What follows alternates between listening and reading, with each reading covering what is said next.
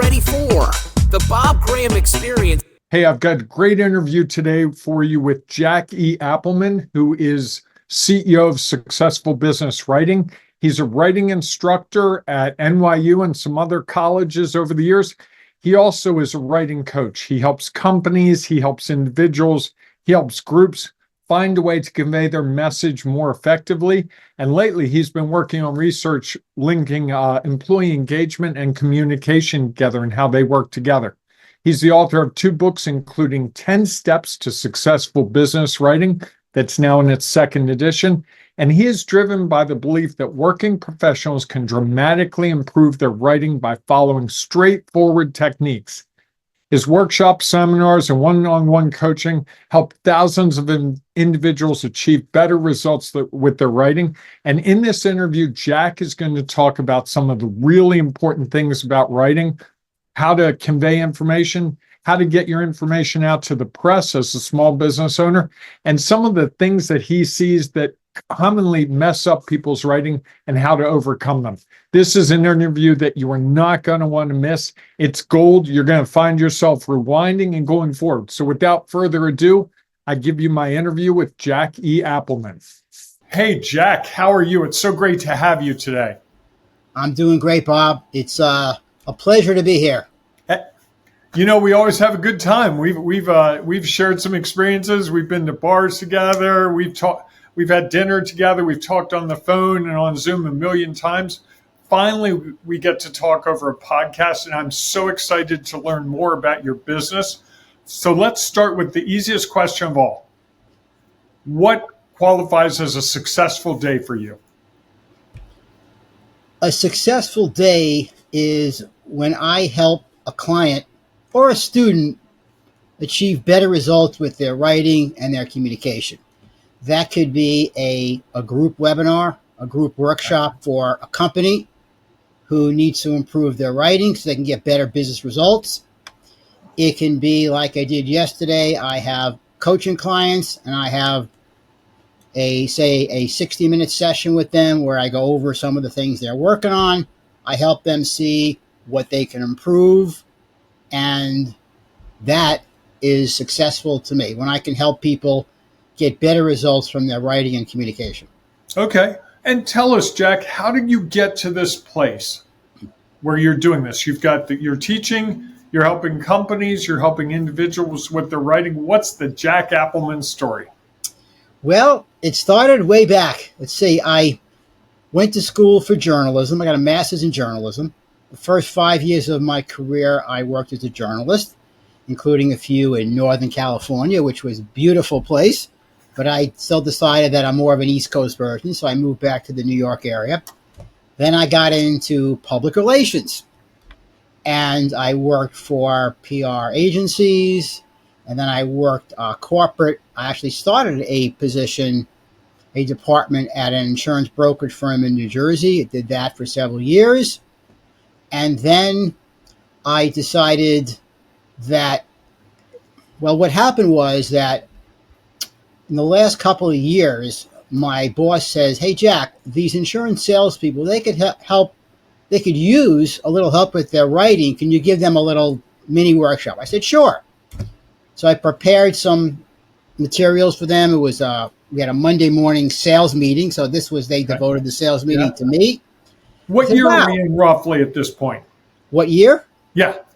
We are in the late 1990s. Okay. All right. Okay? All right. And way back. And so I did this mini workshop. I said, wow, I really enjoy doing this. And they got a lot out of this.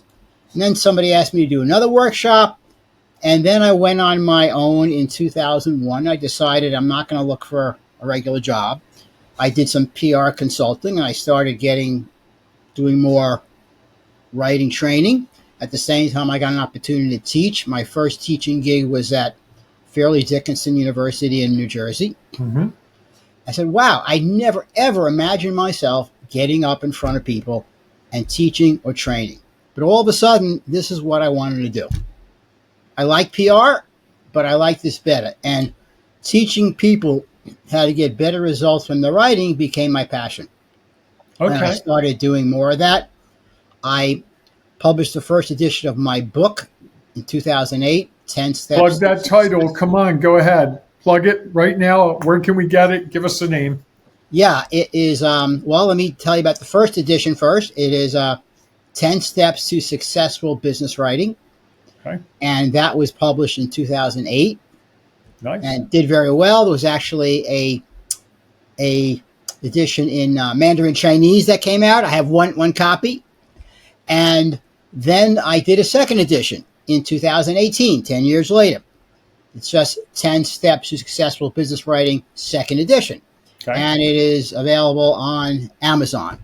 Okay. So you can look for 10 steps for, what was it? I'm sorry, 10 steps to Successful Business Writing, second edition. Okay. And it's Jack Appleman. So if you go to Amazon, boom, it's right there. Folks, go out and buy the book. I've got a copy of it. It's really useful. It's really great. And I'd love to see Jack call me up or text me or email and go, hey, Bob, you're not going to believe it. I sold 50 copies. So that would be great. That would be quite a day. Now, I want to go back to something keep going with your story. I'm sorry. Yeah. I cut you off. And then, so I've done a lot of writing training for different types of companies, from insurance companies to financial services companies to high-tech companies like Advanced Micro Devices. I've done pharmaceutical companies like Bayer. I've done large banks, a really wide variety of companies. And I also do PR writing training, having worked in PR. Mm-hmm. So I worked for PR agencies. And I found with, for example, with PR people, a lot of them technically they write pretty well, but they have difficulty expressing the real news value, say in a press release or pitch. So it really runs the gamut of whatever somebody needs help in, whether it's writing a new business proposal, writing internal emails to their staff, to their colleagues, whatever they need to really, it's all about getting better business results. So I do one-on-one coaching, group webinars, group workshops. In the last couple of years, I've been doing more. I'm going back to in-person, which is the best. Nothing like in-person. I hear you. Also, I've been teaching for more than 20 years. And for the last few years, I'm teaching at NYU, and I love it. I teach business communications to master's students. Okay. Students going either, one program is the master's in travel and hospitality. The other master's is human capital analytics and technology. Whoa. So those are the master's programs. I teach business communications. The other part of my journey is that I decided maybe about 12 years ago that I want to get a doctorate. So I am still working on my PhD in organizational communication from the State University of New York at Albany. And I'm at the stage where I'm waiting for approval for my dissertation research. Okay. My dissertation topic is the link between supervisor, direct report communication, and employee engagement. Okay. And so I'm looking forward to, I will be interviewing people at different companies, and it really aligns right with what I do in terms of writing and communication is how can supervisors communicate better with their employees to help them be more engaged. Okay. And one of the reasons I'm doing this topic is everyone has heard about employee engagement. It's a problem. We need to get our employees more engaged. Mm-hmm. Most of the research, there's webinars probably every week on this. Mm-hmm. They focus on how the top, the C-suite, the CEO, how they can communicate better to employees to get them to be more engaged. I'm focused more on the immediate supervisor, their communication. Because according to Gallup, 70% of the variance in an individual's engagement has to do with their immediate supervisor. So it means if you have a bad boss in terms of their communication, you're going to have a bad work experience in 70 of 100% of the cases. Yes, and in the HR field, a lot of people say that people don't quit companies, they quit bosses. Yep. So that's a picture of what I'm doing now. I I'm involved in a lot of things, and I keep busy, and I Couple love of what I do. grandchildren that keep you busy every chance I you do. get, right? I have two grandkids and another one on the way in about a month. Okay. Well, I want to go back to something you said earlier that's really interesting because this is, this program's geared towards small business owners and entrepreneurs. And you said you didn't want to go back to a regular job. Tell me more about that thought process. Walk me through how you see that as a regular job versus what you're doing now. Well, what comes to mind, Bob, is that I can set my own schedule. And Okay. it's terrific to set your own schedule. That I like to do a lot of running exercises in the morning. I may work at night. So I set my own schedule. Of course, not when I have a class. I have to be at the class at a designated time, of course, and sometimes early in the morning. So this allows me, being on my own, allows me to create my own space, focus on what I want to do. Okay. And it's true. I talk to a lot of people who have corporate jobs, and one thing that I do miss, I will admit it, is that the collaboration you get from doing a project within a company, and people celebrate. Now they celebrate it on LinkedIn. Oh, we did this great project, this leadership program, and I do miss that a little bit. But I do have a pretty wide network of people. I'm involved in a couple of organizations, including the Association for Talent Development, which has chapters around the country. So to me, it's I'm creating my own world, and in my world, I'm able to exercise when I want. I'm able to do errands when I want, whatever, do what I need to do, or travel when I want, and I'm also able to focus on what I do best, and that's helping people get better results from their writing and communication. Is it fair to say that after 20 years, this is your regular job? Yes. Because you said you didn't want to go back to a regular job. I would think after 20 years, this is regular, right? Yeah. And see, with that, I say that, but yet I do have a job at NYU. I am an adjunct. Not full time, though. Not full time. However, they're giving me a lot of classes. Okay. So, for example, this fall, I have the equivalent of three classes, full classes, which is a lot, which is almost a full-time schedule. Sure. I do have to prepare for a fall. And what always happens is my clients, when do they want me to give a workshop or coaching? Fall. In the fall, right? Right. When I'm busiest. Well, this is the cross you bear. Yes. We have the opportunity with you to talk about two things I want to go into now. One is you talked about PR people, and a lot of your training is that they struggle to find the news value of the things that they talk about or write about. And most small business owners that I've come in contact do not understand news value themselves. So can you take a couple of minutes and help a small business owner understand if they want to go to the local radio station, local TV station, local newspaper, to the NPR affiliate, whatever it may be, what are they looking for and where's that disconnect? The disconnect is that they look to PR and they look to promote their businesses, which is not a bad thing to do. But in most cases, you're not going to get a lot of success with just trying to promote, going after a newspaper or a media outlet and say, hey, my business does this, this, and this. And I think that this would be a great story. And the editor or whatever, the journalist or the person running the blog or whatever says, well, it's great what you do, but this is not news.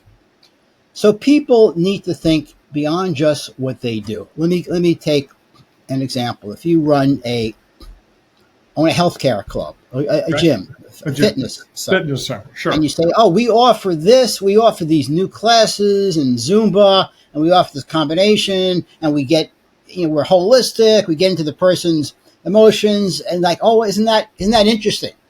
And it would say, no, it's not really interesting at all. Because there are hundreds or thousands of Yes. those everywhere. But, for example, if the person says, hey, there's new trends in fitness now that people are starting to realize that if they want to get fit, they need to have the right mental health state, for example. And we coordinate with people from different mental health applications. Again, I'm just throwing an example, and say, if you can, as say the gym owner, say this is a trend going on, and maybe you can even cite maybe statistics or maybe an article in the Wall Street Journal, say this is a real trend going on. And I can be, as the owner, I've had 20 years of experience. I can give you some expertise, some quotes on it. So really what I'm trying to say is that if you think in more of a big picture story, not just about you and your business, but about this is a trend going on, say in the fitness industry, or maybe it has to do with different types of nutrition. I can give you a comment on it. I can give you a resource on it. You may not be the feature of the story, or maybe you will. Right.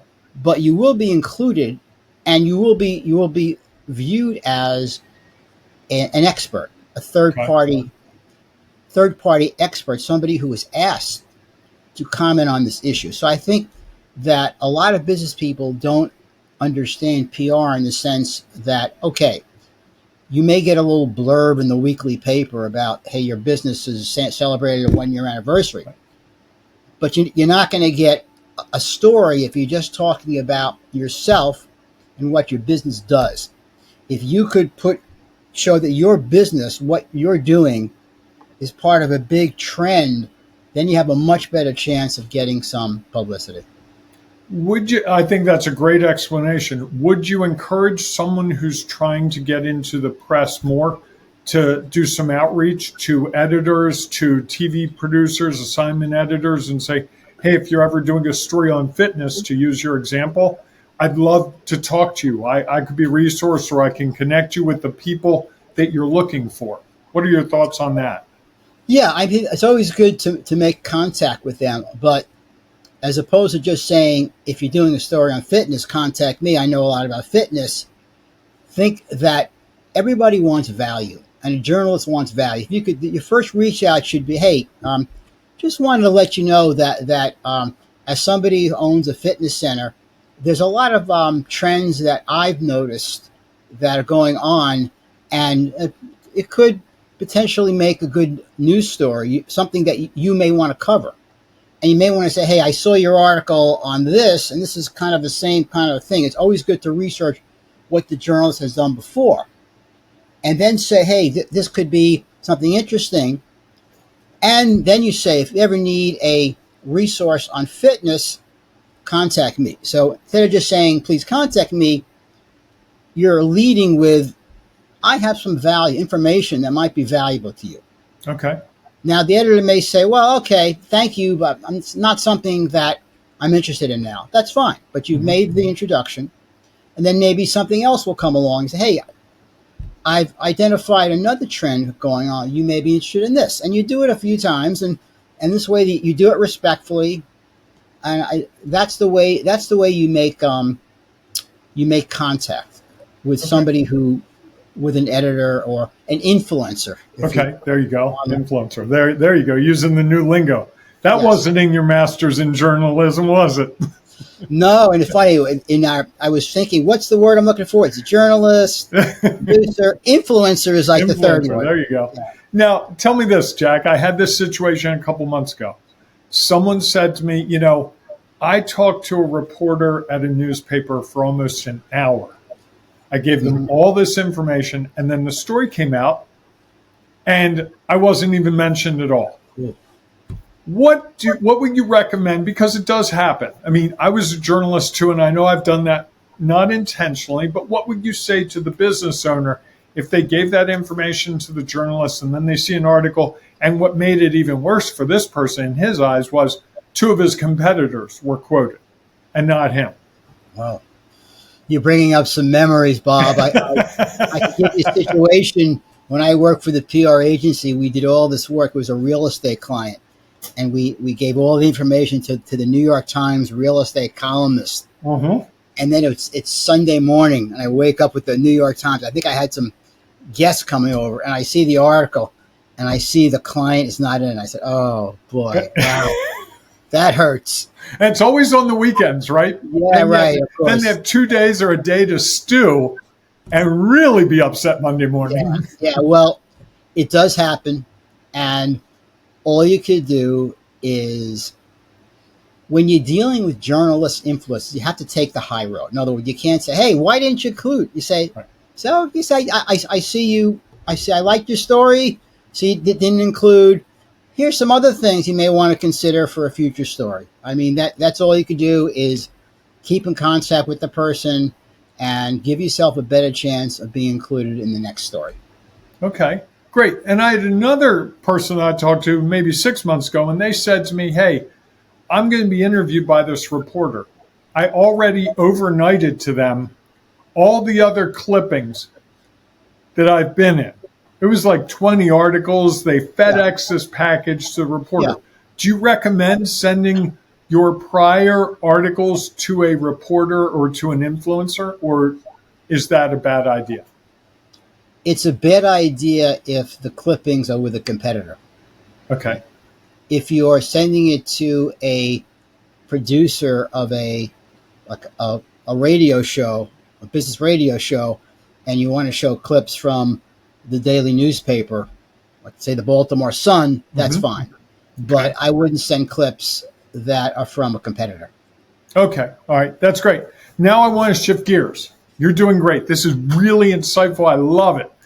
I want to shift gears. Tell me what the 3 most common writing challenges you see from your clients, from your students, from everyone. What are the top 3? Okay. Number 1 is brevity. Okay. People say, how do I get all the information across that needs to be get across and be brief? That's probably the number 1 challenge. When I'm just looking at a survey now, pre-course survey for a webinar I'm going to do in 3 weeks from now, and brevity is probably number 1, universal. Like how do I be brief but still be complete? Can you give us some thoughts on how we could do that? I don't want you to give away all your secret sauce, but I still think you might be able to guide someone. Like I know there's the 3-sentence rule for an email. Tell them the current situation, tell them what you want them to do, and then 1 sentence explaining why they should do it. So Jack, I want to interview you on the current situation. Jack, I started a new podcast. I want to interview you, would be the second. Third one, I think this is a really good opportunity for you to share your message, and I'd love to share it with my audience. That would be the email. Is that the kind of brevity you're looking for? Well, that's a good technique. The technique that comes, a couple of ways to do that. I like the write like you speak.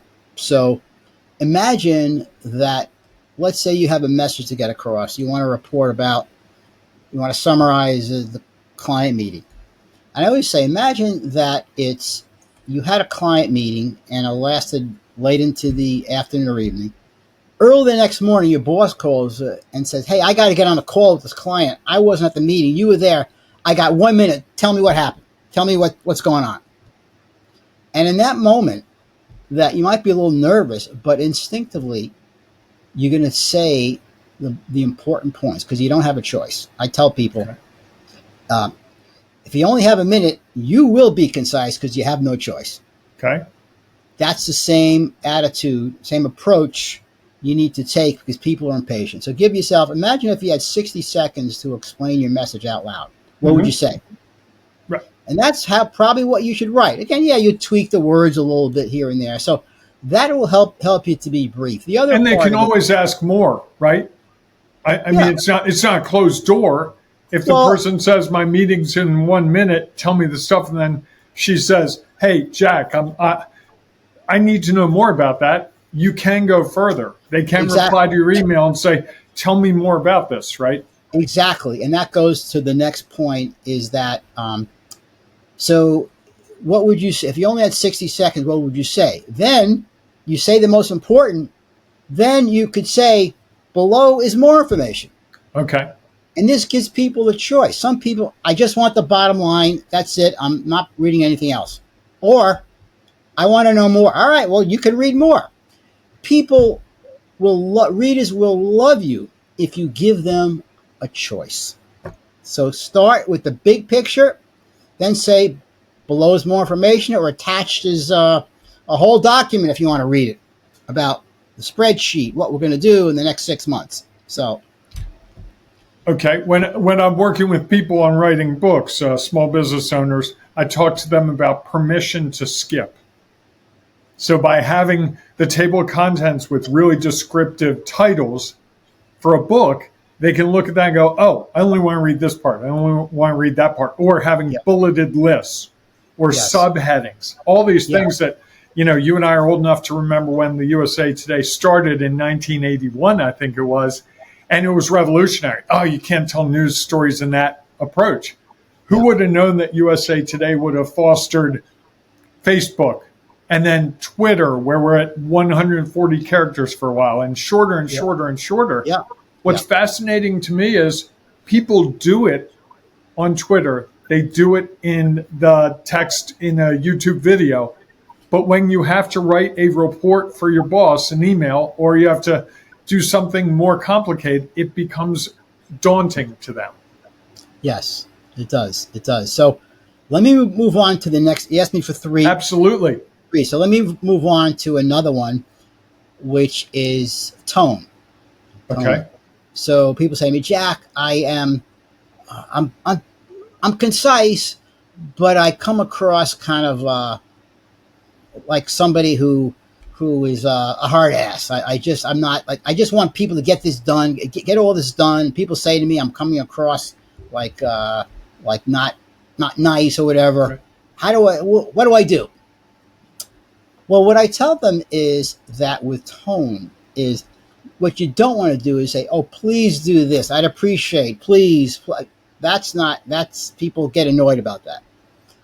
What I tell my clients to do is, as long as you start with something like, for example, if you're asking somebody to do this work, could be a colleague, could be a direct report, whatever. If you start out by saying, "Hi, Bob, I appreciate all the support you've given me over the past three months. Here's some things we need to get done."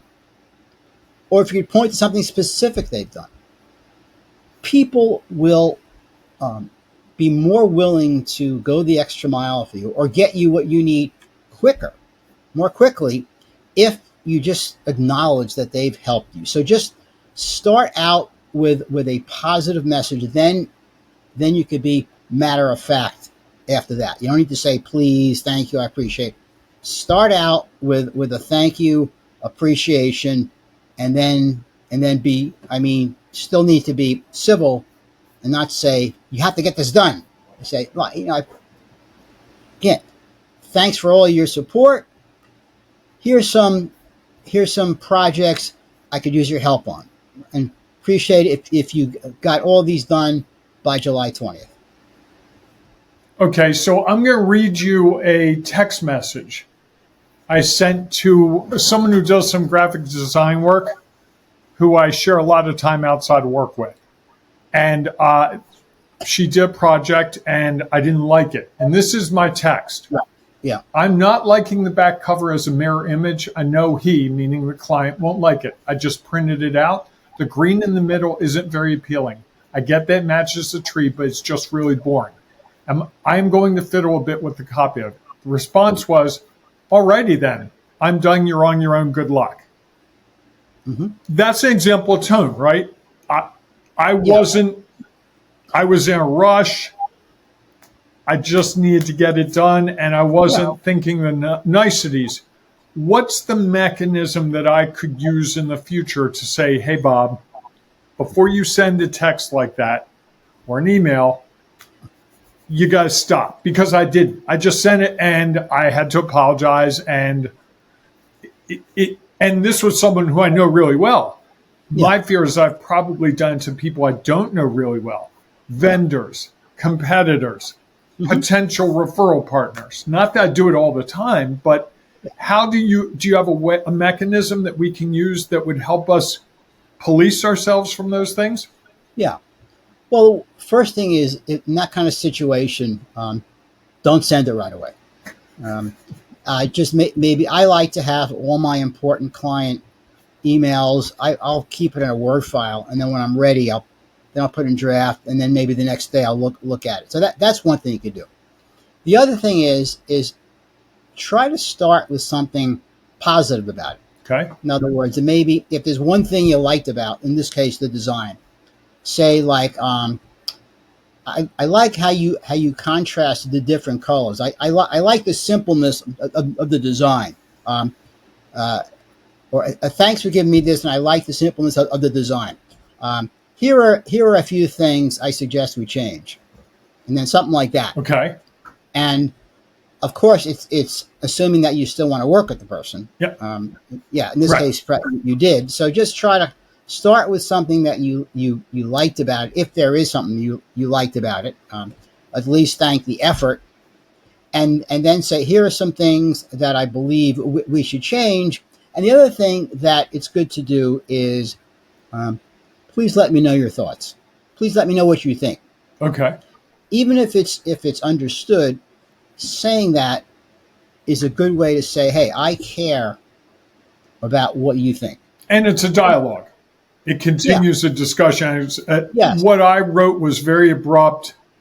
Reading it today, not yesterday, I read it and I was like, oh, that's really abrupt and it's really cold. I think that's the word. And that's not the way you create collaborative environments, right? This gets at the employer communication, right? Yeah. And what I always say is, when it gets to tone, is that if there's a sensitive issue, that it's better to do it over the phone. It's better to do it over the phone. Or in person, ideally, right? Or over Zoom, some way where you're looking face to face. Yeah, yeah. And I've had, you should always try to do something over the phone, because as much as, hey, I teach writing, I don't teach phone calls, right? But there are times when it's not appropriate to text or send an email. And you just, this way you can really, you're sure that the person gets your feelings about it, and you could, in the back and forth, because it doesn't quite work the same with email or even texting. I always tell people, good news, put it in writing so they can share it with their loved ones and friends and go, look, this is what my boss sent me. And if it's something that might cause some frustration, do it in person or over the phone, some way that you're having a dialogue. Mm-hmm. Yeah. So I like that. And what's the third thing, Jack? Third thing is, I would say, there are probably more than three, but these are the ones that are coming to. Hey, you can give away I got time. You can give us 5. Yeah, I think. Let me see how I do after 3. All right, I can geek out on writing and communication all day long. Yeah. The third one is the ability to, I'll call it, persuasion. Yeah, persuasion is there are things in relation to persuasion and grabbing attention. Maybe we'll do that afterwards. But persuasion, people, when they try to persuade.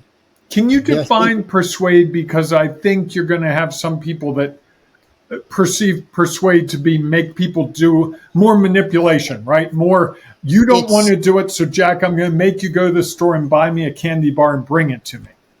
Well, persuasion can be, it's not manipulating. It's getting somebody to see your point of view. Oh, I like that. It's getting somebody to take action. And one of the examples I give is let's say that you have a client or even a boss, and you're frustrated because they owe you information and you can't finish a project because they haven't given the information. Mm-hmm. And if you keep saying, I haven't gotten what I need to do this. If I don't get this, the project's going to be late. So I need to do this. I need to do that. I. When all you need to do is turn it around and say, really look at it. The whole idea, most people have heard of the acronym WIFM, what's in it for me. Yep. But they've heard of it, but they don't execute it right. So they still are thinking of them. I need to get this done. I need to get this done. When they should be doing is, well, what's in it for the client? Okay. In this case, the client says the client wants the XYZ project done and done well. So you need to lead and say, to help you complete this XYZ project according to your requirements, please send me this, and this. This way I can help meet your needs and your deadline. So just simple, like, information requests. Okay. Put it in the terms of what's important to the person. And there's so many examples like that. And the other thing that goes right along with that is really the subject lines. Getting people that the subject line is a great opportunity to start telling your story. So much about storytelling, all this. If you're trying to persuade somebody, say it in the subject line. Get them going in the subject line, right? And because sometimes the subject line gets people to open the email. Some people may not open it without good subject line, and it gets them to open and act on it sooner than they normally would. Right? I'll give you an example that I use for internal communication, and again, this goes to persuasion too. If the CEO of the company wants to send an email to all the many thousands of employees saying that we had a great year, you can say we had a great year, we did this, we more revenues, we made an acquisition, and I hope I'm proud to be part of this company. I hope you are too. That's great. But if you turn it around and say you helped contribute, you made us successful. It feels a lot differently to the employee. You made us successful. Your efforts, your collaboration, your team, this. Right?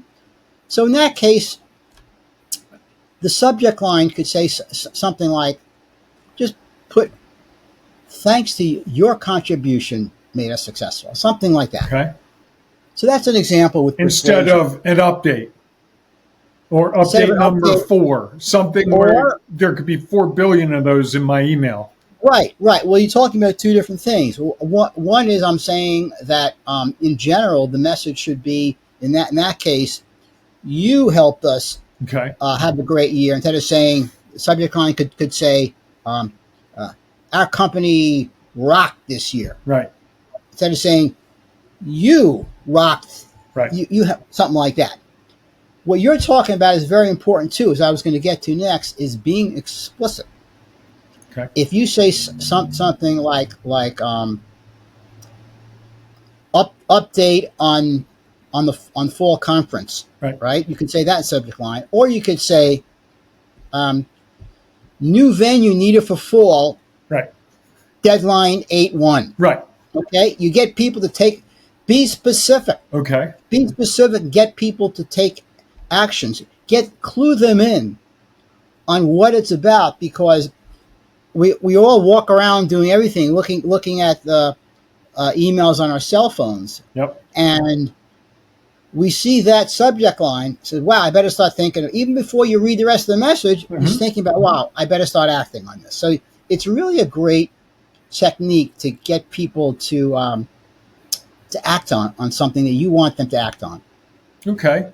I want to go a little further on what you were talking about in terms of writing something to appeal to the employees. I know you work in a lot of corporate settings. One of the things I see when I'm helping people write books is that they start talking to themselves, not to the reader, the person they're trying to help. And yes. It often falls into jargon. Someone wrote a chapter that I counted. There were about 19 different acronyms, 10 of which I couldn't tell you. There was also some language that just, it wasn't clear, not because they didn't understand it, but because a customer coming in the door would not understand it. What are your thoughts on that whole area? Well, I agree. There are too many acronyms in business and in the writing. I just got the guy who said whiffy earlier.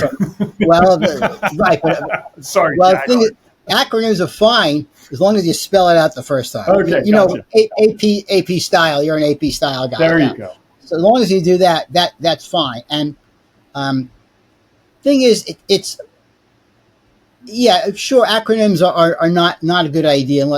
Make sure people understand it. Absolutely sure. But beyond that, it's really thinking about, and you just said it. You have to write for the reader. What are they experiencing? If you have your client writing a business book, they have to write, and I'm sure you said this to them. The book has to be written. What is your customers' experience? What are they going through? What are their pain points in the business? What do they want to achieve? Say, you built your business. You've worked hard at your business. Some of the important things you need to consider are this, and this. Mm-hmm. So, and that goes for, you see so many, we all get emails from people pitching us. Some of them are a lot better because they try to put themselves in my shoes about what I'm going through. Not that I'm necessarily gonna call them and say, hey, let's work together, but you have a much better shot if you think about, you have to think about the reader. Who's your audience? Who's the reader? What do they want to hear? What's their experience? What are they experiencing? What are their pain points? What are their hopes? What are their trigger points? What gets them excited? Those are the things you need to talk about when you're writing to, say, internally to employees or to a prospect or customer. Mm-hmm. I got 2 emails this morning. One said, I'm doing a workshop next week on time management strategies. And another from someone else said, wouldn't it be nice if you could celebrate the holiday coming up by not having to work at all? There you go. One, they are time management strategies, but the other one really was what I'm dealing with. It's like, oh, shoot. As we're recording this on Wednesday, Thursday is July 4th. I don't know about you, but I've got work to do. And if I don't do it, I feel guilty because it's a weekday and my mind is just, I've got to do that work. So if someone did a workshop today that said, you can take off tomorrow, that's my pain point right now. Yeah. And I think that's what you're talking about, right? Absolutely. Absolutely. Great example. I mean, that's what you need to do. That's one of the keys to effective writing is, writing for the reader. It sounds overly simple, but so many people don't do it well. And doesn't it also involve emotion? I mean, new time management strategy doesn't really work for me. But when you tell me something about, I want to take, do you want to be able to take the holiday off? That immediately triggers a whole bunch of emotions in me. Oh, boy, wouldn't that be nice?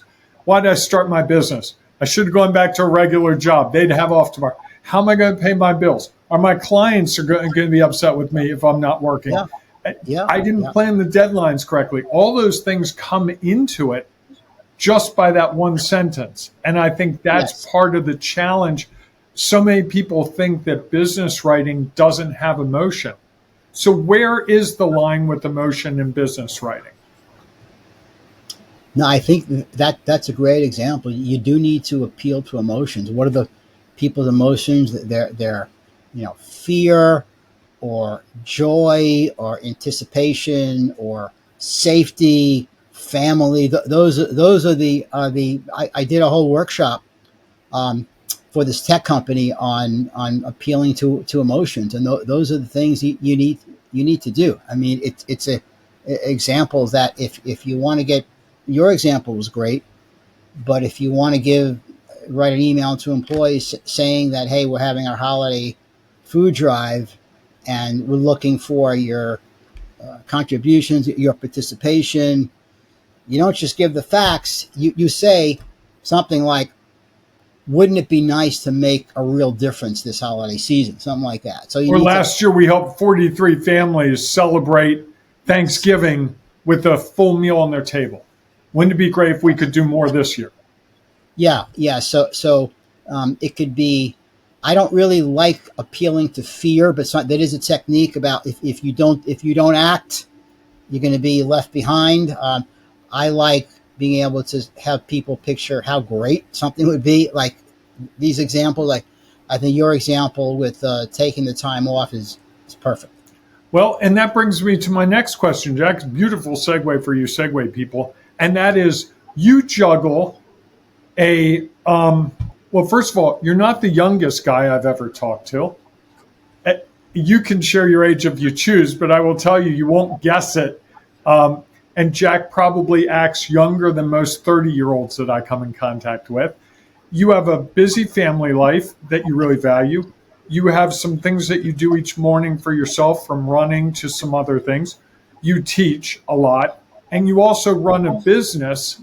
And on top of that, you have time to call me or text me or go, hey, Bob, we haven't talked in a couple of weeks, and sort of rejigger that. And I always feel guilty because I feel like Jack's the busy one. So how in the heck do you manage all these different masters in a day? It's not easy. It's not easy. And the one thing is that I really love what I do. Most of it. I mean, there's some administrative things that I'm not crazy about. Things with business and teaching and all that. But for the most part, I really love what I do. And sometimes I'm happiest doing that. For example, many days I spend the mornings exercising, and I don't get to my computer till like a little bit later. And well, tell people how much later, because I think it's important that it's not, you shouldn't be embarrassed by it. You get all your things done, right? Yeah, there are times when I don't get till 11 or 12, for example, and then I working, and then I see it's 5 o'clock or 6 o'clock. Says, wow, I would like to get more done than I have already gotten done. So you know what?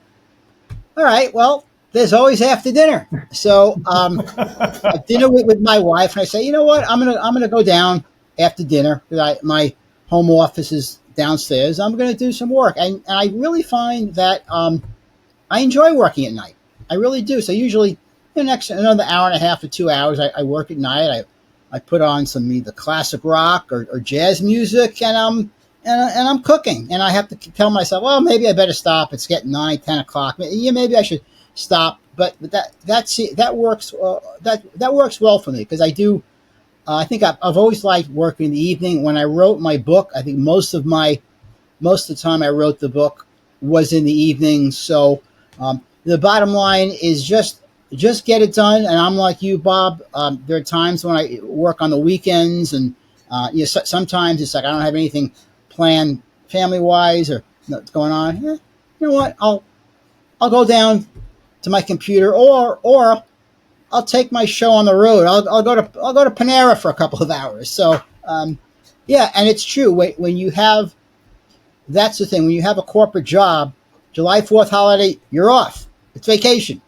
But when you have your own business, it's okay. Can I take this time off, or would I be happier? Sometimes this is for a lot of entrepreneurs out there, and I think we've talked to people like this that.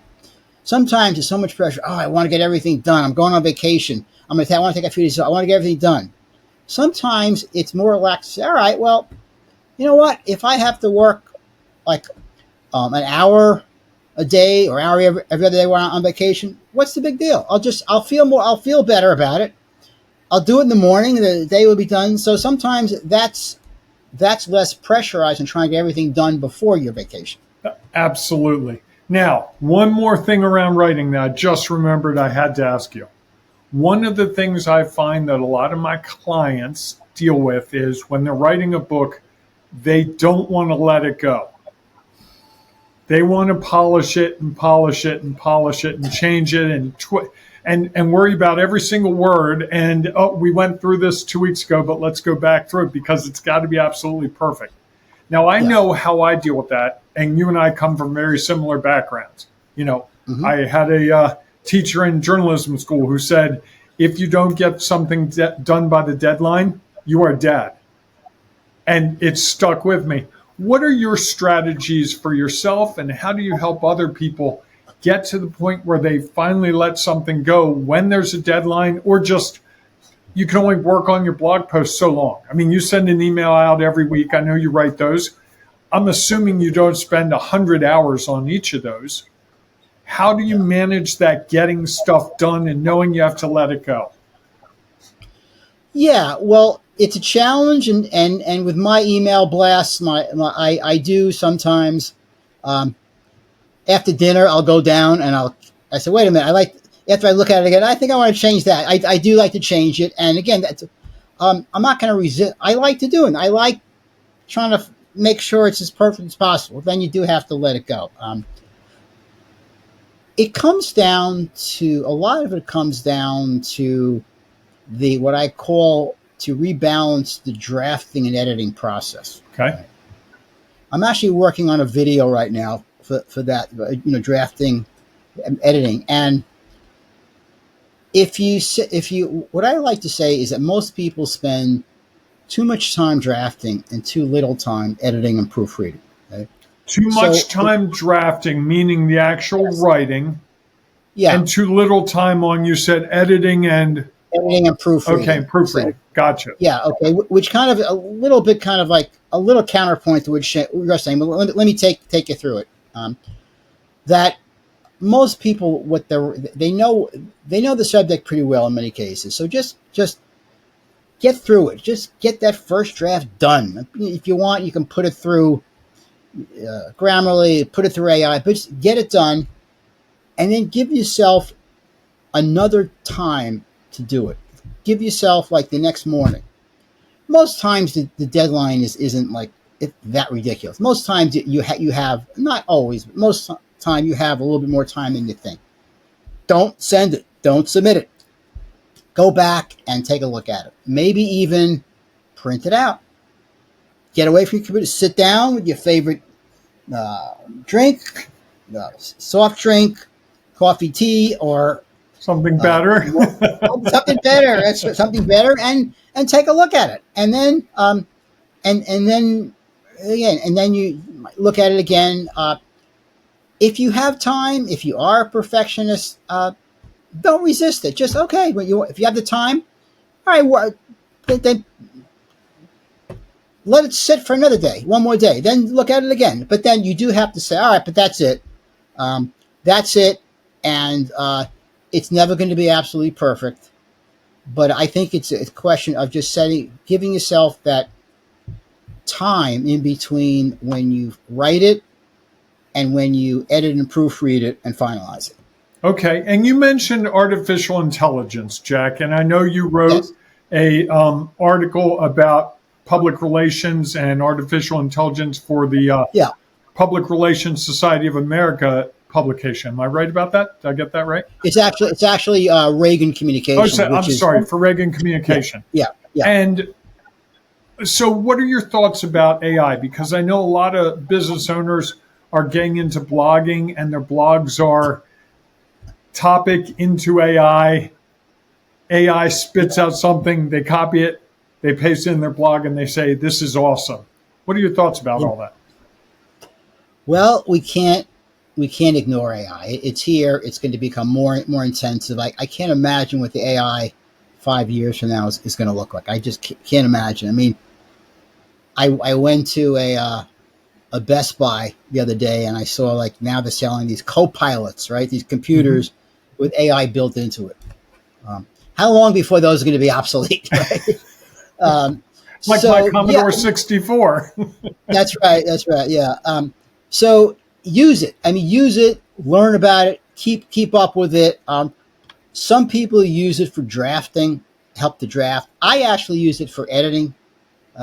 There are times when I'm doing my email blasts, and I'll say, or I'll do, here are two different headlines. Which do you think is best? And they give me their opinion. Okay, can you give me other versions? So I think I would say that use it, and of course, like everyone else says, um, use AI, but also use your brain, right? You Okay. have you have I like you that. have to That's use good. the combination. You have to use the combination, and there are certain fine tuning that AI will not give you. In one of my email blasts, I wrote about that.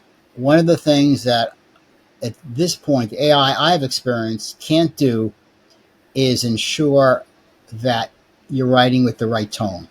Mhm. Okay, because they AI can't really know the person. Okay, you can feed the AI about the person, but still, there's a certain point that you know how you want to come across. You know about this person. You know about the situation. There's certain things that AI will not do. So the bottom line is use it. It's here. It's a great tool. Use it, but don't lose your personal touch, and don't be afraid to reject AI. Reject certain suggestions that AI gives. It's not infallible. No. Okay. So in a minute, we're going to do the Bob Graham experience. This is 5 rapid fire questions. I'm going to ask you for Okay. a sentence each. But first, I want you to give us a plug for whatever you want or need. What can we do for you today? I know you mentioned, I want you to mention again your website. You have a really great email newsletter that comes out, I believe, every Thursday. Am I right about that? Yes. Yes. Okay. Yes. And anything else that we could do for you. So go. It's all yours. I'm going to be quiet. Take as long as you like. Sure. Sure. Well, my business is I've had for more than 20 years. It's successful business writing, long but easy to remember, and I help people get better results with their writing. And I provide what I do is the way that I do it is, first of all, I believe I'm driven by the belief that everybody can do a lot better with their writing just by following straightforward techniques. Better than they think. And the way I do this is I give people confidence.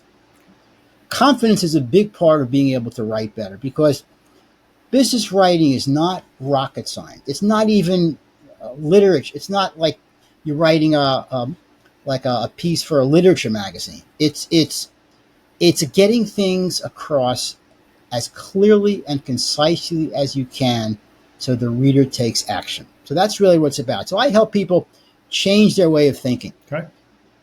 What are the things that everybody knows you should be concise, but a lot of people have it in their heads subconsciously. More is better. More is better. More is better. Even though they know logically it's not. It's like I'll give you an analogy is golfing, right? One of the novice golfers, what are they told to do?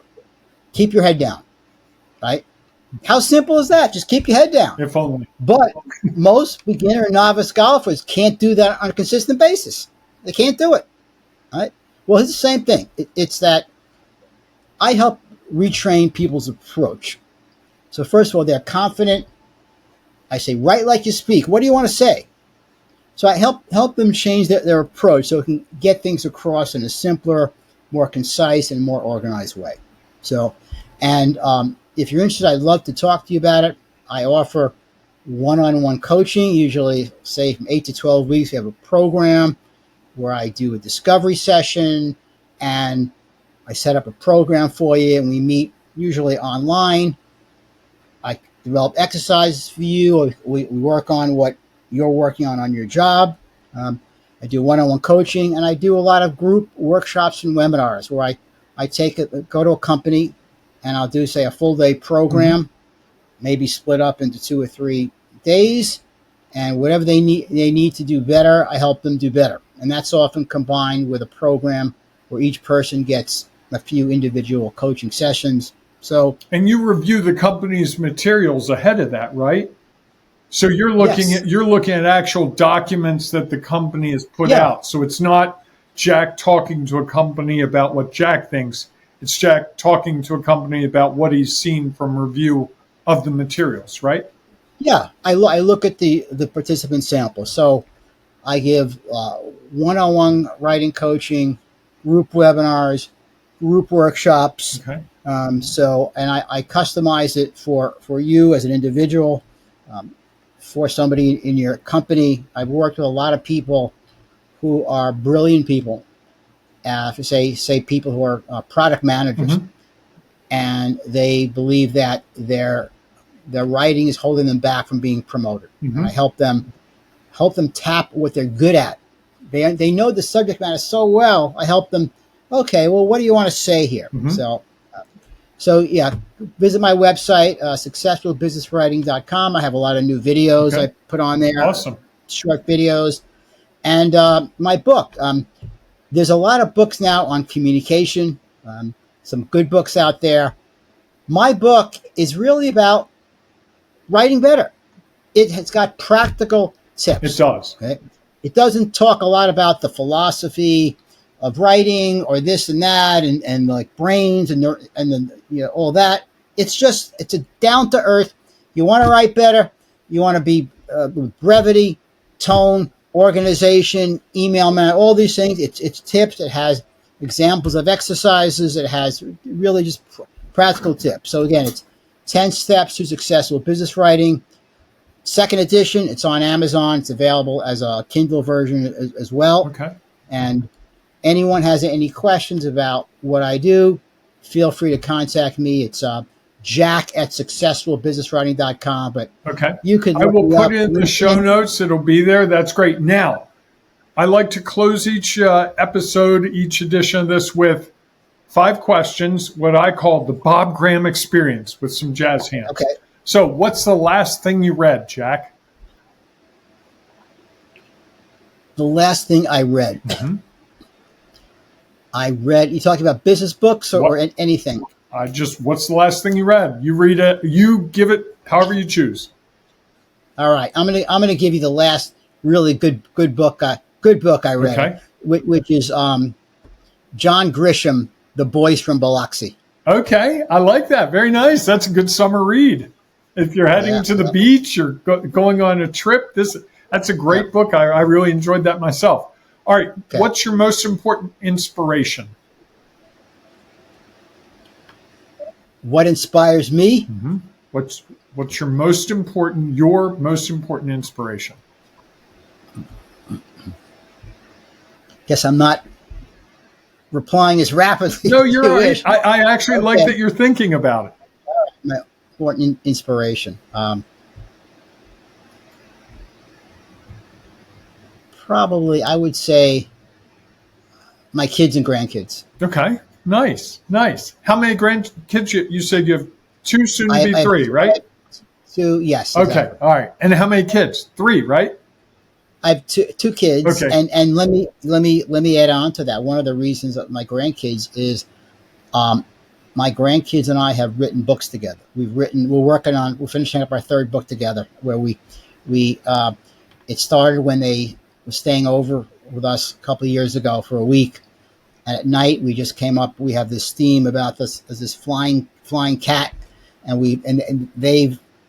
Even my grandson, who was probably 3 at the time, still came up with ideas. So we've actually published the book, self-published the books. Okay. And so they inspire me. Okay. What's your biggest daily challenge, Jack? My biggest daily challenge is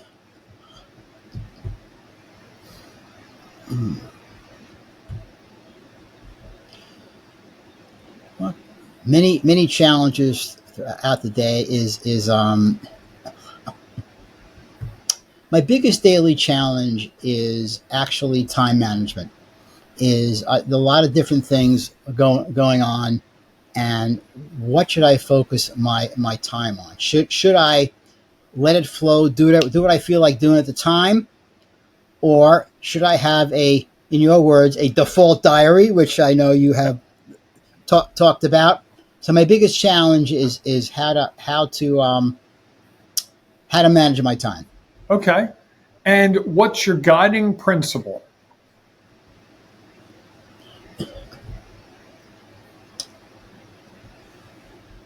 always give value. Always give value. Always in what I do is give value. I may something that I like to do. I get satisfaction about it, but it's more about what I do, whether it's a coaching session or a webinar or a class I'm teaching. It's always give value. Okay. And last question, the skill you didn't know you had that you rely on now a lot. The skill I didn't know I had, but I rely on now a lot.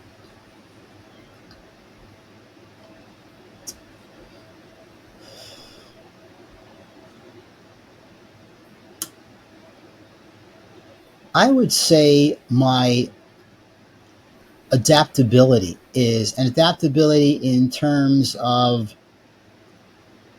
for example, when I'm teaching a class and it doesn't go the way I planned, and say we don't have enough time, or somebody wants to do something, or somebody has something, I'm able to make quick decisions. Or even better example, when I'm doing a webinar, and for example, I have a 90-minute webinar coming up for a company in 3 weeks, and I always prepare too much more material than I can use, and I start going through the webinar, and I realize that, hey,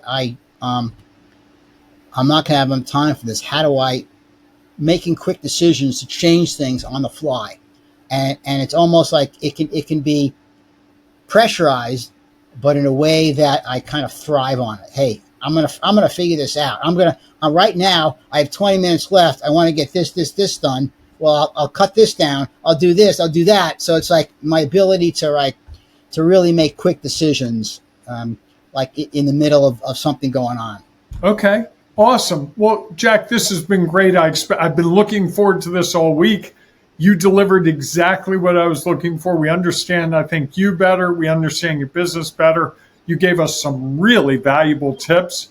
If you were driving, folks, and you weren't paying attention, I'm telling you, you want to go back and time capsule this thing, because Jack gives you some real writing gold here that will help you with every piece of communication, whether written or verbal. And so, Jack, I can't thank you enough today. Thank you so much. It's been great. Your questions inspire me. Always my conversations with you inspire me. And this went really quickly. I see with the time how quickly this hour plus went, and it was great. And just from the conversation, I'm inspired. I have new ideas.